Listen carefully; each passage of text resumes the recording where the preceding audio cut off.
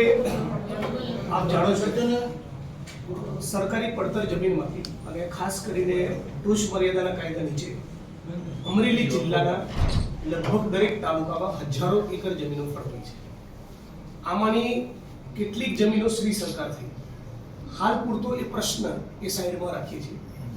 કલેક્ટરશ્રીની પૂર્વ મંજૂરી સિવાય ટોચ મર્યાદા કાયદાની જોગવાઈ પ્રમાણે જમીનોનું ખરીદ વેચાણ થઈ શકતું નથી। એવો પણ એક બહુ મોટો પ્રશ્ન છે, લગભગ 2000 એકર જમીનો એ પણ હાલ પૂરતો સાઈડમાં રાખીએ છીએ। જે જમીનોમાં સરળતાથી તંત્ર દ્વારા કામ થઈ શકે એવું છે, જ્યાં માથાભારે લોકોનો ગેરકાયદેસર કબજો છે, એ કબજો દૂર કરવામાં આવે, 4 દિશામાં ખૂંટ મારીને માપણી કરવામાં આવે અને માણસો ખેડતા થાય, તો મૂળ જે જમીન ફાળવણીનો હેતુ છે એ હેતુ આપણો બને। એ દિશામાં વારંવારની રજૂઆત છતાં અહીંયા ખાસ જે ગતિથી કામ થવું જોઈએ એ અગાઉના વર્ષોમાં થયું નથી।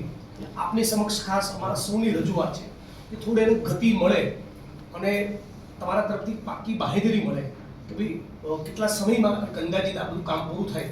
લાંબા વર્ષોથી કામ અટકેલું છે। તમારી જગ્યાએ હું પણ કે ઓવરનાઇટ તો ના જ કરી શકું, રાતોરાત થાય એવું નથી। બહુ વ્યાપક પ્રશ્ન છે, ખૂબ મોટો પ્રશ્ન છે, થોડો જટિલ પણ છે, એની ગંભીરતા અમે પણ સમજીએ। આપને ખાસ અમારી બધાની એકદમ રિસ્પેક્ટફુલી વિનંતી છે કે એ બધા ગરીબ માણસો છે અને મારી સંપત્તિમાં 30-35 વર્ષથી કોઈ ઘૂસેલું એ કોઈ પણ સંજોગોમાં ચાલે નહીં। એ લેન્ડ ગ્રેબિંગ એક્ટ મુજબ પણ ગુનો છે, ઇલીગલ ટ્રેસપાસ પણ છે અને એટ્રોસિટીઝ એક્ટમાં સ્પેસિફિક પ્રોવિઝન છે કલમ 3(1)F અને 3(1)G માં કે આદિવાસી કે દલિત ન હોય અને આદિવાસી કે દલિતની જમીનમાં ગેરકાયદેસર કબજો, ભૂખવટો કે દબાણ કરે ઇટ્સ અ ક્રિમિનલ ઓફેન્સ।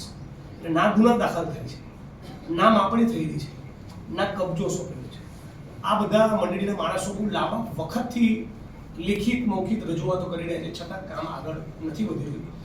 આજે આપણે તમે આ દિશામાં યોગ્ય મદદ કરો એ તો રજૂઆત છે, પણ તંત્રની નોટિસ ઉપર એવું લાગે છે કે 10 જૂનના દિવસે અમરેલી જિલ્લાના ખાંભા તાલુકાના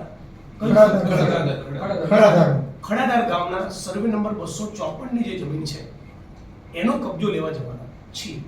એમાં તમારા તરફથી કોઓપરેશન થાય, એની પૂર્વે 4 દિશામાં ખૂંટ પાડીને માપણી કરી આપે તો બહુ ઉત્તમ। એટલે આમાં સરળ સાદી ભાષામાં કહું તો એવું છે કે અમરેલી શહેરના રચના એપાર્ટમેન્ટમાં મારો 3 BHK નો ફ્લેટ હોય, એમાં મારે જવું હોય તો મારે તંત્રને પણ જાણ કરવાની કાયદા પ્રમાણે તો જરૂરત નથી, પણ કોઈની દહેશત હોય તો પોલીસની પ્રશાસનની નોટિસ ઉપર લાવું કે ભાઈ મારી પ્રોપર્ટીમાં જતા આટલા વર્ષોમાં આ માણસો રૂક્યો છે, આ તારીખે જવું તો મને દહેશત છે કે હુમલો કરી શકે। એટલે એવું અનિચ્છનીય કોઈ ઘટના ન બને અને માણસો બધા સુખેથી ખેડતા થાય।